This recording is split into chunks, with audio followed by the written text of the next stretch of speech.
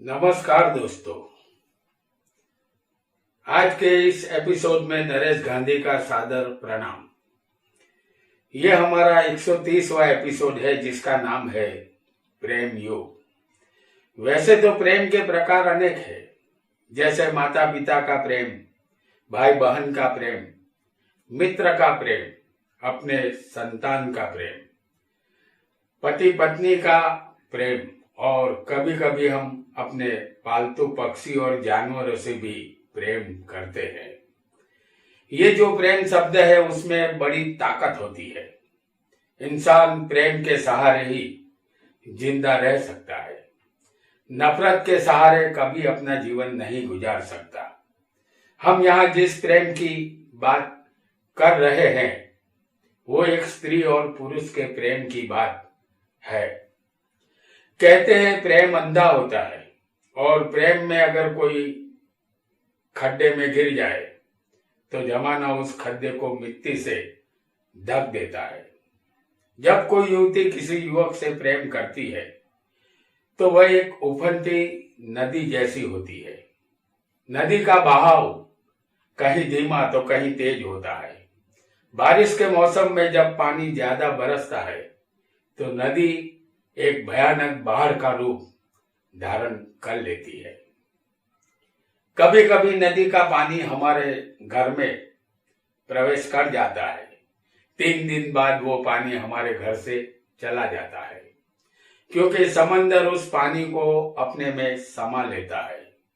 किसी भी स्त्री का स्वभाव एक नदी जैसा होता है और पुरुष का स्वभाव एक समंदर जैसा होता है, शांत और धीर गंभीर। वो हर नदी को अपने अंदर समा लेता है। वो अपनी मर्यादा कभी नहीं तोड़ता। समंदर का पानी कभी किसी के घर में नहीं प्रवेश करता। उफनती नदी और शांत समंदर का प्रेम योग जातक जातिका की कुंडली में कैसे बनता है, इसे आइए जानते हैं। इस कुंडली में हमने सिर्फ लग्न लिखा है, कोई भी राशि यहां नहीं लिखी है। आपको सिर्फ स्थान याद रखना है। कोई भी लग्न हो, अगर किसी को पहले स्थान में राहु होगा तो ये पहला स्थान हमारा शरीर है। इस स्थान में राहु जातक या जातिका को मायावी बनाता है। उनके शरीर में मायावी आकर्षण होता है। एक ऐसा चुंबकीय तत्व जो विजातीय पात्र को अपनी तरफ खींच लेता है। इस स्थान का राहु प्रेम प्रसंग और लव मैरिज की तरफ ले जाता है। जीवन के किसी भी मोड़ पर विजातीय पात्र से प्रेम हो जाता है।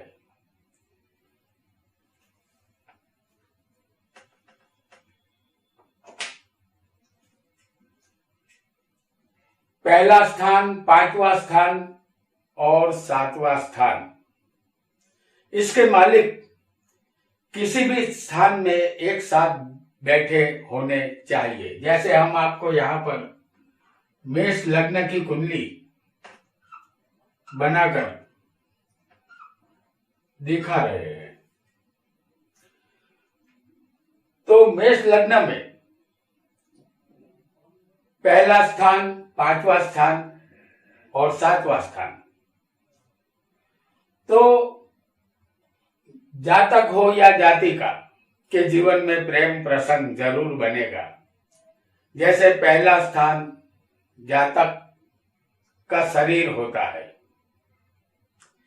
जातक जातिका का शरीर है। 5वां स्थान प्रेम संबंध का है और 7वां स्थान विवाह का है। उसका जीवन समझना चाहिए कि एक दूसरे के लिए ही है। तो यहां पर समझ लीजिए कि पहले स्थान का मालिक मंगल है, जैसे हम आपको 10वें स्थान में दिखा रहे हैं, और 5वें स्थान का मालिक होगा सूर्य और 7वें का मालिक होगा शुक्र।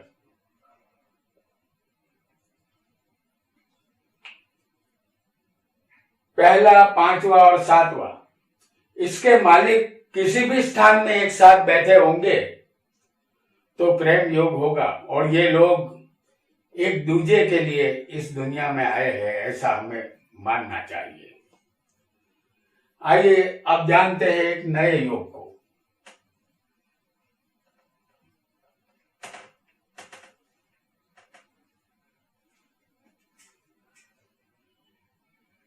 फिर एक बार पहला, पांचवा और सातवां स्थान के मालिक अगर किसी भी स्थान में बैठकर एक दूसरे को देखते हो तब भी प्रेम योग बनेगा। हम फिर एक बार आपको मेष लग्न दिखा रहे हैं। ये काल पुरुष का लग्न होता है। तो मेष लग्न में हम आपको दिखाएंगे सूर्य को और शुक्र को, और सप्तम स्थान में यहां होगा मंगल। इस कुंडली में हम देख रहे हैं कि शरीर का मालिक मंगल है, जो सूर्य और शुक्र को देख रहा है, और प्रेम संबंध के मालिक सूर्य और शुक्र है। ये सूर्य शुक्र भी मंगल को सातवीं दृष्टि से देख रहे हैं। तो यहां क्या होगा? प्रेम होगा। यहां जीना तेरी गली में, मरना तेरी गली में जैसा प्रेम होता है, जिसे आप अमर प्रेम भी कह सकते हैं। तो ये योग भी प्रेम करवाता है, पक्का प्रेम योग बनाता है। अब यह लग्न कोई भी हो, पहला, पांचवा और सातवां, इन स्थानों में जैसे हम आपको बता रहे हैं मंगल और शुक्र की युति,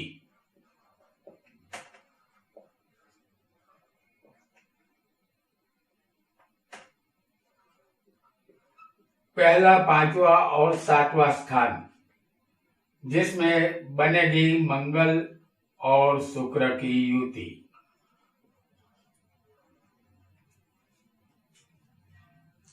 तो इन स्थानों में पहले, पांचवें और सातवें स्थान में अगर मंगल शुक्र की युति होगी तो प्रेम प्रसंग का निर्माण ये युति करती है। या इसी स्थान में समझ लीजिए कि मंगल के साथ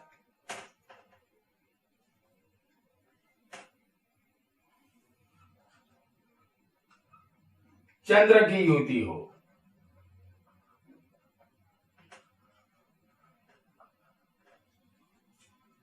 इन्हीं स्थानों में अगर मंगल और चंद्र की युति भी होगी तब भी प्रेम योग बनता है। ऐसा युवक या युवती या कोई जातक या जाति का जिसकी कुंडली में होगी तो उसे प्रेम होना ही है, ऐसा समझना चाहिए। आइए आगे बढ़ते हैं और एक नए योग को जानते हैं। 12वें उच्च का यानी कि मीन राशि में बैठा शुक्र हो तो यह लग्न कौन सा आएगा? फिर एक बार मेष लग्न होगा और 12वें शुक्र होगा, और उसके साथ चंद्र भी होना चाहिए।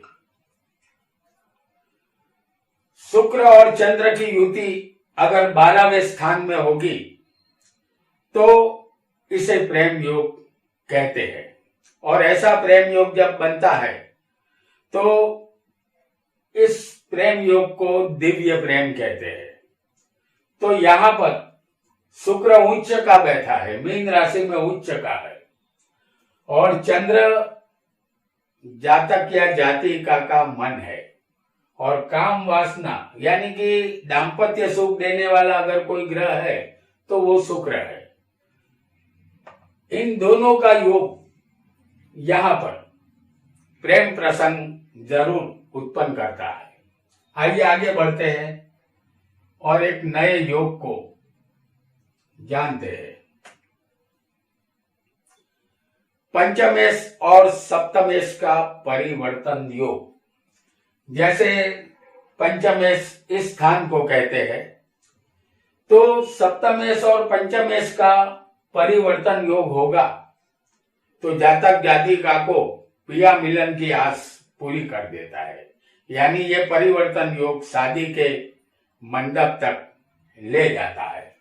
हम आपको दिखाते हैं मिथुन लग्न की कुंडली।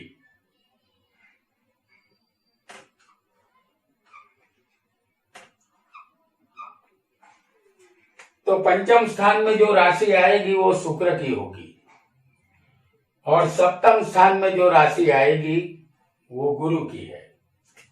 तो सप्तम का मालिक गुरु 5वें बैठा होगा और पंचम का मालिक शुक्र सप्तम स्थान में होगा। तो ये गुरु और शुक्र का परिवर्तन योग है। तो ये परिवर्तन योग भी जातक को प्रेम विवाह जरूर करवाता है। यहां पर प्रेम जरूर होता है, ऐसा हमें मानना ही चाहिए। आइए आगे बढ़ते हैं और एक नए योग को जानते हैं। लग्न यहां कोई भी हो, 5वें या 11वें स्थान में मंगल शनि की युति होगी। जैसे हम आपको पंचम स्थान में दिखा रहे हैं, लग्न कोई भी हो, यहां पर मंगल और शनि मौजूद होने चाहिए।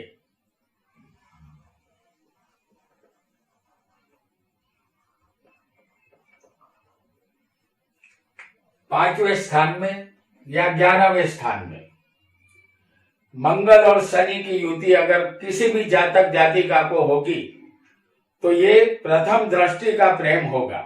ये प्रेम तेरे संग जीना तेरे संग मरना जैसा अटूट होगा। ऐसे प्रेमी हमेशा एक दूसरे को बहुत ही गहरा प्रेम करने वाले होते हैं। तो दोस्तों, आज हमने प्रेम योग के विषय में जाना। उपरोक्त योग किसी भी कुंडली में बने होंगे तो वह जातक या जातिका के जीवन में अवश्य प्रेम परिणय होगा। आज इतना ही। आपका बहुत बहुत धन्यवाद।